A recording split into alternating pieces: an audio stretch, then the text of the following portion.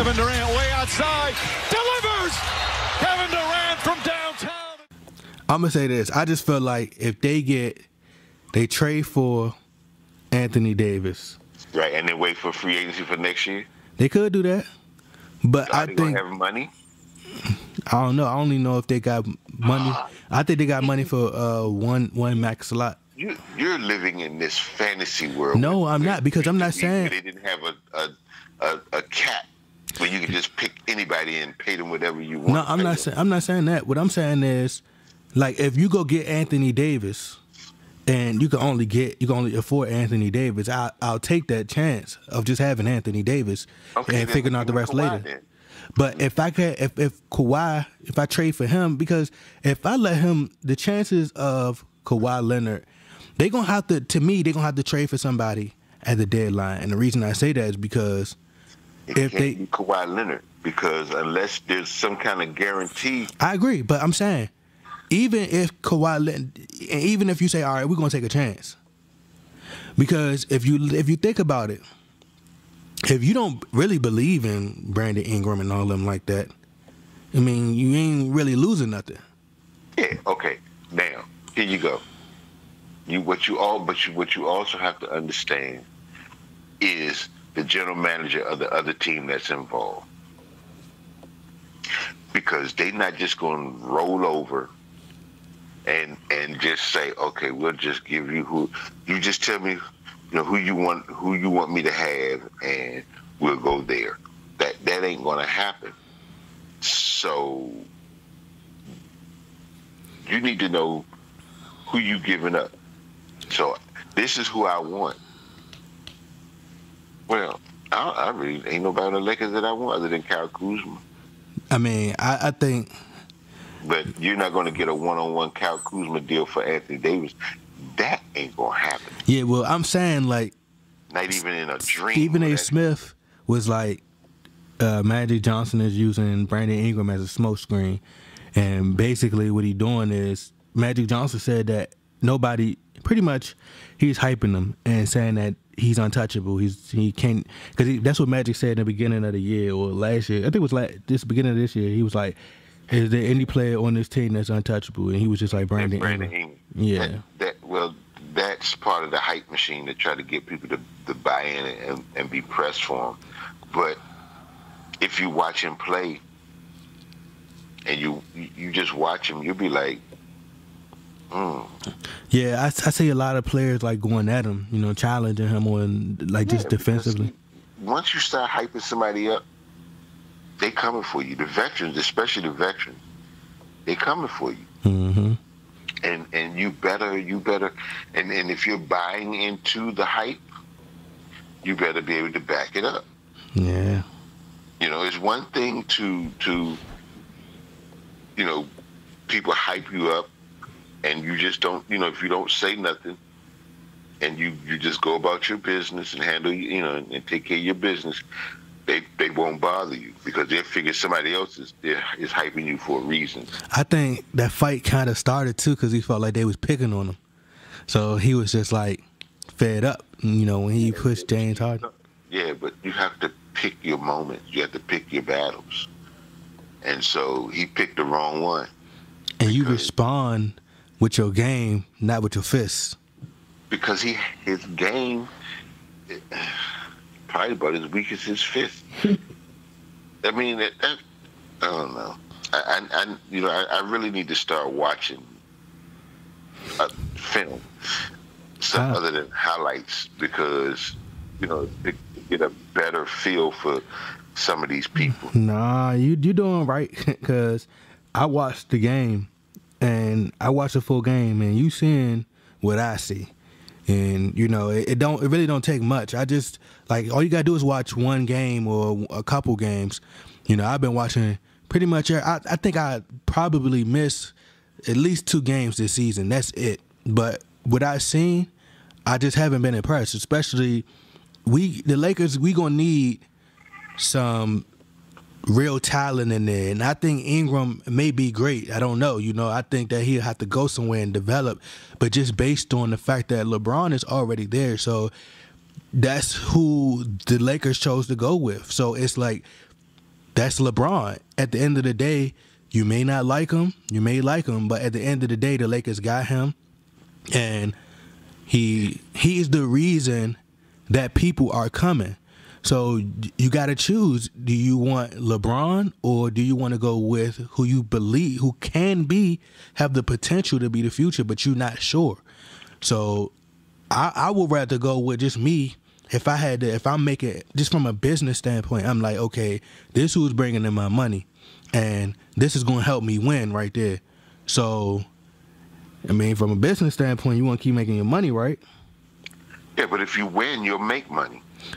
Yeah, but you ain't going to win if you waiting on the future, because you don't know. Especially you going to be pressured, you losing, and this guy not really showing you superstar. Like, I feel like when you got somebody like LeBron, you gotta take it. It's not going to be, he's not going to say, hey, here you go, you can have it, I want you to just come on, shine. He wants for you, because what LeBron does, he rides the wave. He'll see a person go off for 40 or 30 points, and he'll be like, oh snap. He'll ride that wave, and he'll come in and he'll start, putting up big numbers. Yeah, but I mean, really? Really? Seriously? Do you understand how crazy that sounds? It sounds crazy, but that's he's riding a wave. He's supposed to be the greatest player ever of all basketball life. But that's who he is. He's riding a wave, waiting for somebody else to do something so he can jump on. Really? Hey. I mean, that sounds so stupid. That's LeBron. You're supposed to be, you're the greatest player allegedly of all time, and you're riding waves waiting to see who else going to do something. Your job is, you're supposed to be a leader. You're this fantastic leader that these people are saying that you are. You're this, you're that. But you're riding waves to see what else you're going to feed off of somebody else. No, they're supposed to feed off of him. He's supposed to be the one that makes other players better. First off, you are the vet on the team. You're the one that everybody's supposed to look to for guidance. Whether you want it to be that way or not, that is what goes with the turf and the territory. So there shouldn't be no riding no wave to see what this dude going to do. Nah, you need to tell him what he going to do, how he's supposed to do it, and it doesn't start during the game. It's done in practice. It's done in the off season. It's done when the curtains are closed. Because see, once the curtains open, you should be ready to go. Seriously, I mean, this dude, man. But I ain't even getting into that, because I'm gonna tell you where the NBA. I don't want. They worse than the Beehive. I'm gonna tell you where the NBA messed up. They were letting them win that championship. Yep, they should have got behind Steph Curry. That was their problem. Why would they do that? They can't do that because ESPN has bought into the LeBron James narrative. And who gives them most of their money for TV? ESPN. What you call it? They should have. No. If they was smart. No. Because Steph Curry, he revolutionized the game. You had a man. That has nothing to do with it. I'm just saying. These people ain't. I know what you're saying, and I completely agree. However, ESPN, they bought into the LeBron James thing, and they bought into it. They really bought into it when he took his talents to South Beach, when they had that dumb program with him on it, sitting there doing all this talking. They propped these little children up, the boys club, and they did all this, and really? But like I said, Steph Curry was shooting from everywhere on the floor. They don't care about that, son. He's shooting from the car, from the top of the arena, behind the court. From his house, in the bed, from under the bed, and they still wouldn't care because all they care about is LeBron. That's it. LeBron. And people probably say I sound like a hater. No, I'm not a hater. I'm just speaking facts. And the truth is, they bought into LeBron. He's the one. ESPN carries all their games. ESPN and they own ABC, or ABC owns them. However that goes. So therefore, LeBron. I'm surprised they got, who has the is that HBO with the little barbershop thing? I think it's HBO. Somebody. Yeah, it's HBO. I think. Okay. I mean, you, like they say, you don't hate the play, you hate the game. You know, and if they're doing all these things for him, and he's still, you know, that's fine. That's just fine and dandy. It's crazy to me. Like I said, either they should have went with Steph Curry and Kevin. They could have went with Kevin Durant. Well, they should have used if you going either do that, either you go with Steph Curry or you go with all the players in the NBA that you think that's, you know, stars. And I think at this point, I think that's it. They only have one star. That's LeBron. Sorry. Yeah, I think they try to push him. What they're trying to do is they're going to use Jordan. They just going to create narratives now, because what's going to happen is after, and I don't know. See, people ain't going to realize what they're doing, but what they're doing is they use Jordan as this godlike figure, and everybody else, you know, Jordan is like the standards, like the king or whatever. So everybody else that come along, they're gonna paint this narrative of the next Jordan or the next Jordan, the next LeBron, and what they're gonna do is they're gonna sell it. And when they sell it, that's gonna make them money right there, because people gonna watch to see if this person buy into, is this person the next Jordan. That's gonna be the narrative. Yeah, but like I said, they need to stop with the next so and so and let that person be, because they'll never be able to live up to those expectations. Nobody will ever be able to live up to the expectation of Michael Jordan. But they did have Kobe. They said Kobe was the next Jordan. And but Kobe ended up being Kobe. Yeah, but I mean, it's always going to be comparisons. That's what I'm saying. I mean, yeah, but don't keep telling them that they're the next this. They may have similarities in their game, but they'll never be the next.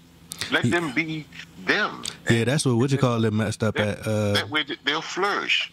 That's what they messed up with Brandon Ingram, saying he was the next Kevin Durant. I mean, the only thing that him and Kevin Durant got in common is sort of their build. His game looks goofy to me, if you ask me. Yeah, he looked real goofy. Like I was looking at, it's funny you said that, because he looked real goofy. He was he took a picture. His shot is not. I mean, he just looks goofy. Yeah, like he looked like, I don't know. He looked like one of those players that just, you know, content, just want, like he smoked weed. Like he just want to just smoke weed and just. I got my money. Yeah. You know, you could tell the players that love the game. Mm-hmm. And they're in it because they love the game. He don't seem passionate. No, he don't. He seems like a goofball. Mm-hmm. You know, his game looks. I mean, he just looked goofy with he wear the long socks, right? Everything, like all his pants and stuff, they be looking like clown pants and stuff, hammer pants. I mean, it's probably his style, but oh man, he does nothing for me. I try. I'm not impressed. Yeah, I'm not either. And I seen him. I seen his first couple games, and I was just like, because I'm looking, and what I do is I try to measure. I look at what you did last season compared to what you're doing this season, and see if you improve. You're going to see, it ain't going to take you many games to see if a person going to be, you know, and you got people like, you should give them more time and wait till 2018, wait till 2019 and wait till there. I'm like, bro, like, you ain't going to better wait. Like there's a saying that weight broke the wagon. I mean, you can't. You have to at some point. You know, that's what I'm talking about. Potential. I need if my objective is to win now, then I need horses. And that's my point. But see, the thing is, excuse me, it goes back to LeBron. He's the leader. They're supposed to feed off of him. But if he's whining and crying and moaning and groaning about stuff, they're gonna see that. They walk around with his shoulders sagging. Mm-hmm. People watch that. You know, they feed off your energy. You're the one that they brought in to turn the franchise around. But you running around crying about fouls and not getting back on defense and getting mad because they won't pass you the ball. Or, dude, stop. Let me ask you a question, because they brought this up earlier. Would you trade Brandon Ingram, or if you the Wizards, would you trade Bradley Beal for Brandon Ingram? No. Hell no. Matter of fact, I was talking to my coworker today, and they was talking about the Wizards are trying to get rid of Bradley Beal. I said I would trade John Wall. Yep. Before I trade Bradley Beal. Absolutely. Because see, I can get a point guard. I mean, John Wall is fast, he's quick, he's super speedy going to the basket. He reminds me of Russell Westbrook. But that's great because he's built for that. My question becomes the out of control play, the decision making process. You know, he why are you holding the ball for the last shot and you're not the best shooter on the team? If you were the best shooter on the team, by all means, take the last shot every time. But unless you're going to the hoop, you shouldn't have the ball with holding it for the last shot. You penetrate to the basket and you kick it out. Even Otto Porter, his role is the spot shooter. He's not going to get you the shot off the dribble, create his own shot. But that's his role, and he understands that. And so I'm cool with that. I'm gonna say this. Oh, go ahead. But I mean, I like John, but he's too emotional. And like you say, he reminds me of Russell. He does remind me of Russell Westbrook in that he plays with his emotions on his sleeve. And so, you know, he makes too many unforced errors at the wrong time. Them assists and triple-double stuff, that's what blind people, and they see them, you know, the speed. They so caught up in the flash that they don't actually break down the game. Yeah, but like I said, yeah. I mean, but the going to the hoop thing, I like that. I really do. Because, you know, when he gets down there, but he's got to be more conscious of his surroundings. You know, you're not the best shooter, so why not penetrate and then kick it out? I mean, Bradley Beal is an excellent shooter. Otto Porter is turning into one. You know, so, dude, you got options. So why are you down there with 5 people and you trying to make this shot? So now he need to go. Yeah, and I mean, he just, like I said, in another version of like a LeBron too, you know, a smaller version, because what they do is they rely a lot on their athleticism. So what they do is they just drive the lane. Yeah, and well, see, he's young and he can be taught how to. Nah, he ain't gonna do it. No. What I'm saying is, unlike LeBron, who's old and stuck in his ways, that's how he is. Yeah, I think Wall and Russell Westbrook, I think they all one and the same. You ain't gonna bet it. It's their ego is won't let them do nothing different. They think they above the game. I think John Wall could be that, but I just don't see him. I don't know. I mean, you develop a jump shot. And because I don't mean sometimes you hit it and sometimes you don't. I need you to be more consistent. If you're going to shoot that shot, then you need to be working on that shot day in, day out. Mm-hmm. If that's what you add into your game, you need to work on it day in, day out. Now, I don't know that he's not doing it, but if he's doing that and it's still not developing, then maybe you need to come up with a different plan. You know, because everything ain't for everybody, and I don't care how hard you work at it. Sometimes it just ain't gonna work because you just don't have it. So how about now you work on a mid-range jumper? That way, they have to play you to shoot the jumper as well as drive to the basket. Because see, once they play up on you, he's too fast for most of these guards. So now you have another option. If they lay back on you, you shoot the jumper.